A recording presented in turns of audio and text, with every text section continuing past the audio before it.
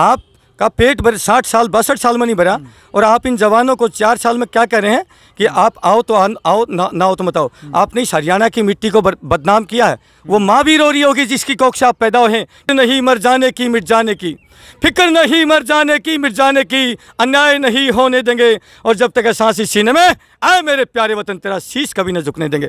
मैं देश को न्याय देना फौजी जानता है, ये नेता क्या जानेंगे साहब? ये तो डकैत लोग हैं, डकैत देश को लूटने वाले हैं। एक छोटा सा व्यक्ति कोई चोरी कर लेता है, उस चोर को भी सजा मिल जाती है, लेकिन ये बड़े बड़ा डाका मारते हैं, बड़े बड़े इस देश को जो है लूट के खा गए, तभी भी इनको कोई सजा नहीं है। और हम नमस्कार, मैं हूं अजय भारद्वाज और आप इस समय ग्राउंड मीडिया देख रहे हैं। आप सभी को पता है कि जवान आंदोलन की शुरुआत हो चुकी है। अग्निपथ योजना को लेकर के लगातार जो देश के अंदर बवाल मचा हुआ है, यानी कि जो देश का युवा नौजवान वर्ग है वो आग बबूला है। वो कह रहा है कि हम 4 साल की नौकरी नहीं करेंगे। इसी को लेकर के हमारे साथ इंडियन आर्मी से रिटायर्ड फौजी साहब मौजूद हैं, इनसे बातचीत करेंगे हम। आखिरकार इस अग्निपथ योजना में ऐसी क्या कमियां हैं जिससे देश का नौजवान युवा वर्ग आग बबूला है। हालांकि देश की जो बीजेपी सरकार, भाजपा सरकार है, वो लगातार दावा कर रही है कि देश हित और राष्ट्रीय हित के लिए इस योजना को लागू करना अत्यंत आवश्यक था। सबसे पहले तो फौजी साहब राम राम जी। राम राम जी, बहुत बहुत राम राम आपको। राम राम जी आपको। राम राम जी भारद्वाज जी। ठीक है, क्या कहेंगे जी? सबसे पहला ही प्रश्न मेरा ये है, अग्निपथ योजना से देश के नौजवान वर्ग को, देश को फायदा या फिर नुकसान? सर देखिए, बहुत ही दुर्भाग्य से कहना पड़ता है जी, फायदे नाम की कोई चीज़ नहीं है, ओनली नुकसान नुकसान नुकसान। अब जैसे ये दिखा रहे हैं कि जी बहुत सारे नौजवानों को जो है इसमें बहुत सारा रोज़गार मिलेगा, इतना पैसा लेके आएंगे, कैसे कैसी जो है बेतुकी जो है वो इसमें अपनी वो दे रहे हैं बयानबाजी।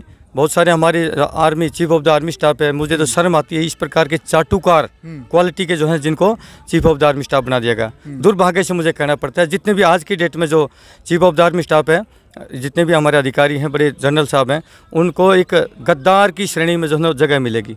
एक बड़ा इतिहास लिखा जाएगा इस देश का कि अग्निपथ के ऊपर कौन इसके पक्ष में था और कौन इसके विपक्ष में था।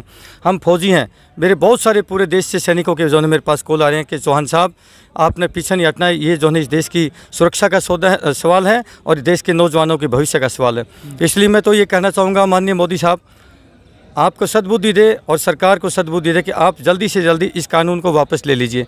और आप लोग, अभी हम लोगों ने 26 तारीख को 26 जून को दिल्ली के कराला गांव में हमने कॉल बुलाई थी। पूरे हिंदुस्तान से लाखों लाख बच्चे आए थे, बड़े बड़े भी आए थे, लेकिन दुर्भाग्य से मुझे कहना पड़ता कम से कम 4000 पुलिस प्रशासन वहां पर पैरामिलिट्री फोर्सेस लगा करके उस हमारी, जबकि हमने पुलिस में जो है वहां पर इंटीमेशन किया है बाकायदा प्रॉपर कि हम फौजी आदमी हैं, हम कानून का उल्लंघन नहीं करते। लेकिन दुर्भाग्य से मुझे कहना पड़ता है कि इस देश के अंदर लोकतंत्र की हत्या हुई है, लोकतंत्र का गला घोटा जा रहा है कि अपनी आवाज़ नहीं बुलंद कर सकते। हम लोगों को अपनी ही जगह पर एक महापंचायत बुलाई थी, लेकिन वहाँ पर हम लोगों को 25 तारीख को एक मीटिंग के बहाने बुलाया गया। हम फौजी थे, हम दिल के साथ थे, हमें क्या पता था कि पुलिस के अंदर ये दिल में चल रही है। 25 तारीख को हमें लगभग 2-2:30 बजे बुलाया गया सारी टीम को, और वहाँ जा करके उसके बाद हमको अगले दिन 26 तारीख की 5 बजे तक हमें डिटेन रखा। तो पुलिस में जाकर के भाई आदमी क्या करेगा। तो कुल मिलाकर मैं तो यही कहना चाहता हूँ कि हम शालीनता से चलना चाहते हैं। मैं सरकार को विनती करता हूँ कि हमें अपनी आवाज़ को जो है ना बुलंद रखने दें। हमारी आवाज़ को अगर दबाने की कोशिश करी तो हमें सूबेदार पान सिंह तोमर बनने में कोई जो है देर नहीं लगेगी। बता देता हूँ, सूबेदार पान सिंह तोमर की कहानी सुन लेना, पिक्चर बनी उसके ऊपर। हम कम नहीं हैं, हम भी सूबेदार हैं। मैं चेतावनी देता हूँ, यदि हमारी आवाज़ को कुचलने की कोशिश करी तो वो टाइम नहीं लगेगा हमें बदलने में, सूबेदार पान सिंह तोमर का रास्ता अडॉप्ट करने में हमें टाइम नहीं लगेगा। इसलिए मैं विनती करता हूं, इन बच्चों की जो भविष्य का सवाल है उनको करिए। आप लगा लीजिए, ये अग्निपथ लगा लीजिए, लेकिन कम से कम जो 3 साल से आप लोग इन बच्चों को लहारसा देते रहे, उनको जो है हाँ जी 2 महीने बाद आपका रिजल्ट आएगा, 2 महीने बाद आपका टेस्ट होगा, 2 महीने बाद आपका मेडिकल होगा। आप लोग उन बच्चों के भविष्य के ऊपर आपने जो है एक तलवार चलाई है, ये भगवान आपको कभी माफ़ नहीं करेगा। मैं एक चीज़ कहता हूँ, देश में आपके चैनल के माध्यम से जितने भी देश में मेरे नौजवान बच्चे हैं, अगर आप इस सूबेदार अंकल की बात मानते हो, आप लोगों को बेटा बैठना नहीं है।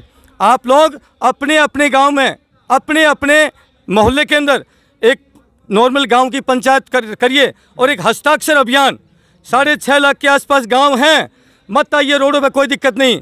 मत हुड़दंगबाजी मत ये, बिल्कुल हम इसके पक्ष में नहीं है। हुड़दंगबाजी, पत्थरबाजी, आगे नहीं, हम पक्ष में नहीं है, क्योंकि संपत्ति हमारी है, नेताओं के बाप की नहीं है, क्योंकि टैक्स जनता देती है। नेता तो हरामखोर एक टैक्स नहीं देता। इसलिए मैं विनती करता हूँ इस संपत्ति को संभाले रखें और शालीनता के साथ में अपने अपने गाँव में जितने बच्चे हैं, मैं विनती करता हूँ आप लोगों से, आप लोग इस सरकार की नाक बंद कर सकते हैं।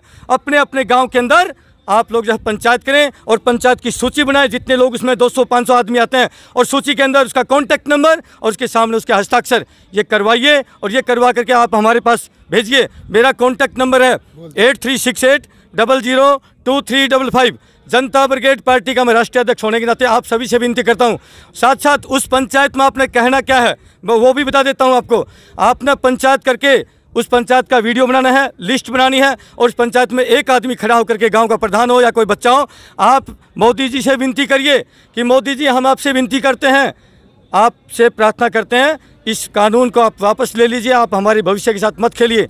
और यदि आप नहीं मानते हैं तो हमें विवश होकर के, लाचार होकर के और गंगा जल हाथ में लेकर के शपथ उठानी पड़ेगी कि 2024 में जिस प्रकार से आपने हमारे भविष्य को बर्बाद किया है, हम 2024 में बीजेपी सरकार के भविष्य को गर्दिश में ले जाएंगे। साहब इतनी सी उसका अपील कर दीजिए। और 2024 में मैं विनती करता हूं, मैं रिटर्न एग्रीमेंट देता हूं जनता ब्रिगेड पार्टी की तरफ से, आप लोगों को, आप जनता ब्रिगेड पार्टी फौजी भाइयों की सरकार बनाई है हिंदुस्तान के अंदर, मैं गारंटी देता हूं आपको इस कानून को रद्दी करके फेंक देंगे, वापस इसको पलटी कर देंगे, और जिन बच्चों का अगर 5 साल का भी अगर समय हमें एक्स्ट्रा देना पड़े हम देंगे। देश को न्याय देना फौजी जानता है, ये नेता क्या जानेंगे साहब, ये तो डकैत लोग हैं, डकैत देश को लूटने वाले हैं। एक छोटा सा व्यक्ति कोई चोरी कर लेता है, उस चोर को भी सज़ा मिल जाती है, लेकिन ये बड़े बड़ा डाका मारते हैं, बड़े बड़े इस देश को जो है लूट के खा गए, तभी भी इनको कोई सज़ा नहीं है। और हमारे जैसे किसानों के, गरीबों के, मजदूरों के बेटों के साथ ये अन्याय हुआ है। साहब सेना में कौन जाता है? गरीब किसान मजदूर का बेटा जाता है, किसी धन्ना सेठ का बेटा नहीं जाता, किसी मजदूर का किसी बड़े बड़े फैक्ट्री मालिक का बेटा नहीं जाता, या किसी नेता का बेटा नहीं जाता। गरीब किसान मजदूर धरती का सीना चीर के अन्न पैदा करता है और पूरे देश का पेट भरता है साहब। और जब गरीब का बेटा सीमा पर खड़ा होता है, सामने दुश्मन की गोली होती है, मेरे पीठ पीछे मेरा प्यारा वतन होता है वतन, तब हम संकल्प लेते हैं। संकल्प, वो क्या संकल्प होता है देशवासियों से? फिक्र नहीं मर जाने की मिट जाने की, फिक्र नहीं मर जाने की मिट जाने की, अन्याय नहीं होने देंगे, और जब तक सांस इस सीने में आए मेरे प्यारे वतन, तेरा शीश कभी न झुकने देंगे। मैं अपने सैनिक, हरियाणा सैनिकों की भूमि है, मैं अपने सैनिकों से भी प्रार्थना करता हूँ, हे माँ भारती के लालो, हे मेरे रणबांकुरों, हे मेरे योद्धाओं, आप लोग तो सैनिक हैं, और इन जवानों की लड़ाई कौन लड़ेगा यदि आप पेंशन मिल रही है, सब कुछ मिल रहा है? अरे साहब आप महीना 2 महीना इन बच्चों की लड़ाई के लिए आगे आइए, भगवान कभी आपको जो है माफ़ नहीं करेगा अगर आप मैदान में नहीं आए तो। ये सुबेदार चौहान, हरियाणा की जितनी मिट्टी के लाल हैं, फौजी, रिटायर्ड फौजी हैं, सभी से हाथ जोड़ के प्रार्थना करते हैं साहब आप आइए मिल करके। यदि इस देश के लगभग 3 लाख फौजी हैं इस हरियाणा प्रदेश के अंदर, अगर 3 लाख फौजियों में से सिर्फ 10,000 फौजी भी ये ड्रेस पहन करके, नंबर मैंने दे दिया है, वर्दी हम प्रोवाइड कर देंगे, आइए मैदानी जंग के अंदर। अरे साहब सरकार का तो सांस बंद हो जाएगा अगर आप मैदान में आगे तो, और आना ही पड़ेगा, अन्यथा आपको भी भगवान कभी माफ़ नहीं करेगा, इन बच्चों का भी श्राप लगेगा। मैं विनती करता हूँ आप लोग से आना पड़ेगा आपको। बिल्कुल भाई, नंबर डिस्क्रिप्शन में सूबेदार चौहान साहब का हम भी दे देंगे। पूर्व जनरल वीके सिंह, देखो आपका गुस्सा लाजमी है, आप गबूला हैं, आप इस बात से हम भी सहमत हैं कि क्योंकि लगातार कई सालों से इंतज़ार कर रहे था देश का नौजवान युवा वर्ग, और कईयों ने सुसाइड भी किया, भर्ती नहीं आई, कईयों का फिजिकल हुआ था, रिटन टेस्ट हुआ था। वीके सिंह का जो पूर्व जनरल, उनका बयान है कि देश के नौजवान युवा वर्ग के ऊपर ये योजना हम थोप नहीं रहे हैं, जिसकी इच्छा है तो आइए, जिसकी नहीं इच्छा वो रहने दीजिएगा, हम किसी के ऊपर थोप नहीं रही है ये योजना। जनरल साहब आपको जो है ना दुख नहीं है, आप बड़ी पेंशन ले रहे हैं, जनरल में रह करके, आर्मी में जनरल साहब रह करके आपने बड़े घोटाले किए होंगे, इसमें कोई शक नहीं है, तभी कोई आदमी ऊपर तक पहुंचता है। मुझे कहना नहीं चाहिए, मेरे महकमा का सवाल ये, लेकिन दुर्भाग्य से मुझे कहना पड़ता है। अगर आपको 6 महीने अपनी नौकरी बढ़ानी पड़ी तो आप जो है high court, Delhi court, high court में, सुप्रीम कोर्ट में चले गए थे, आप का पेट भर 60 साल 62 साल में नहीं भरा, और आप इन जवानों को 4 साल में क्या कह रहे हैं कि आप आओ तो आओ, ना आओ तो मत आओ। आपने इस हरियाणा की मिट्टी को बदनाम किया है। वो माँ भी रो रही होगी जिसकी कोख से आप पैदा हुए हैं, क्या पता ऐसा निकम्मा बच्चा मैं पैदा करी हूँ जनरल वीके सिंह के नाम के जैसा हरामखोर। मैं इसलिए विनती करता हूँ प्यारे हरियाणा वासियों, इस व्यक्ति की हरियाणा के अंदर एंट्री बंद होनी चाहिए, बैन होनी चाहिए। ऐसे घटिया किस्म का व्यक्ति हरियाणा की मिट्टी पर जन्म रहा है। मुझे बुद्धिभाग्य से कहना पड़ता है कि आप हरियाणा की मिट्टी से जो है बिलोंग करते हैं। हरियाणा वासियों से मैं विनती करता हूँ, जितने मेरे किसान नेता हैं, जितने मेरे जवान हैं, इस व्यक्ति को हरियाणा में नहीं घुसने देना। हम आपकी अगुवाई करेंगे। गद्दार जैसे जो सेना के नाम पर जो कलंकित लोग आए हैं। गुस्सा है भाई, और बीजेपी के प्रवक्ताओं के द्वारा ये बात कही जाती है कि भाई 4 साल के अंदर नए नौजवानों को रोज़गार मिलेगा, 20 से 25 लाख रुपए लेकर के वो इस उम्र में वापस लौटेंगे, फिर दूसरी नौकरी वो कर सकते हैं, पढ़ाई भी वो साथ में कर सकते हैं। आपत्ति क्या है? नौजवानों को लगातार हर किसी का सपना होता है कि मैं फ़ौज में जाऊं, मैं फ़ौजी बनूं। हर किसी का सपना तो पूरा होगा ना इसमें।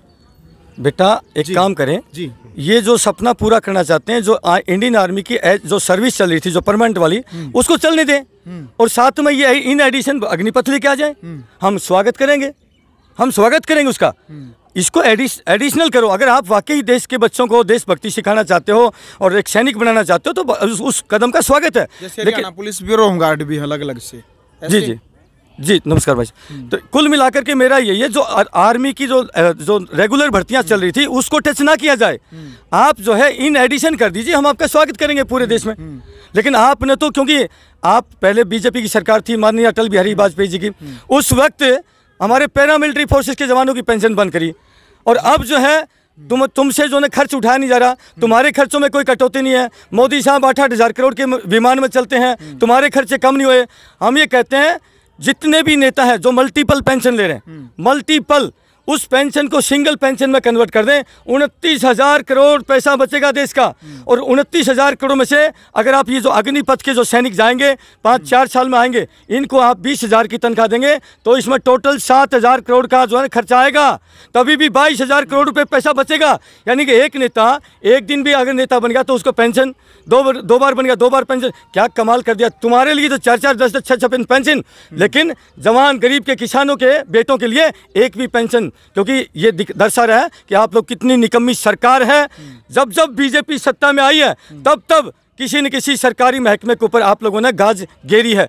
इसलिए मैं तो यही कहूँगा, हे प्यारे देशवासियों, ये फौजी भाई आपके बेटे वतन के रखवाले आए हैं आप लोगों के सहारे से। हमारे पास धन दौलत पैसा नहीं है, हम तो इनके सामने एक चींटी का समान है। लेकिन एक चीज़ बता देता हूँ, एक चींटी हाथी को भी पछाड़ सकती है। मुझे पूरा यकीन है आने वाले 2024 के चुनाव में अगर तुम्हारी ताबूत के अंदर आखिरी कील साबित होगा ये अग्निपथ। ठीक है साहब। कई राज्य सरकारों ने ऐलान किया है। हरियाणा के मुख्यमंत्री मनोहर लाल खट्टर की मैं बात करता हूँ, उन्होंने कहा कि जैसे अग्निवीर 4 साल के बाद लौटेंगे तो हम इनको नौकरी देंगे, हम गारंटी दे रहे हैं इस बात की। अरे खट्टर साहब, आप कैसी बात करते हैं, निकम्मी बात करते हैं। माननीय आप मुख्यमंत्री महोदय हैं, मुझे अच्छा नहीं लगता आपको इस प्रकार से कहते हुए। अरे आप दो साल आपका टेन्योर बचा है, 2024 में हरियाणा में चुनाव है। क्या जरूरी है कि तुम्हारी सरकार रहेगी यहाँ पर हरियाणा में? क्या तुम्हारी सरकार रहेगी? आप रिटर्न में लिख करके दीजिए, कानून बनाइए, हम तब मानेंगे। खाली वर्बली बोलने से काम नहीं चलेगा। खट्टर साहब, मूर्ख नहीं है देश की जनता, ये हरियाणा के लोग हैं। उड़ती चिड़िया के दिमाग में क्या चल रहा है उसको पहचानने वाले लोग हैं। दिल्ली के पास जहाँ से पूरे देश को चलाया जाता है, दिल्ली की राजधानी के पास से रहते हैं हम लोग। और तुम्हारे जैसे अट्टर खट्टर यहाँ करके मूर्ख बनाने की कोशिश करेंगे। मूर्ख बनने वाला नहीं मेरे भाई खट्टर जी। इसलिए मैं प्रार्थना करता हूँ सूबेदार वीर सिंह चौहान, इस प्रकार के बेफजूल के जो है बातें मत करें, जनता को भ्रमित करने की बात ना करें। कोई समझ आपकी बात, कोई सब समझ रहे हैं। तो आंदोलन जीतेंगे ही है, जवान आंदोलन। जी बिल्कुल, आंदोलन जीतेंगे नहीं। 2024 में इस सरकार की चूल हिल जाएगी साहब, ये फौजी कह रहा है। मुझे पूरा यकीन है, आत्मा से परमात्मा, हमारी आत्मा पुकारी है कि 2024 में बीजेपी गई। बिल्कुल। राष्ट्र निर्माण की जानकारी के लिए ग्राउंड मीडिया चैनल को सब्सक्राइब करें और शेयर करें।